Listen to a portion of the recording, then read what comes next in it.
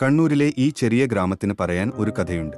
ചോരയുടെയും പകയുടെയും പഴങ്കഥകളല്ല, മറിച്ച് നിയമം തോട്ടിടത്ത് ഒരു സാധാരണക്കാരൻ ജയിച്ചു തുടങ്ങിയ കഥ. 20-ാം വയസ്സിൽ ജീവിതം എന്താണെന്ന് മനസ്സിലാക്കും മുൻപേ അവന്റെ കൈകളിൽ വിലങ്ങു വീണു.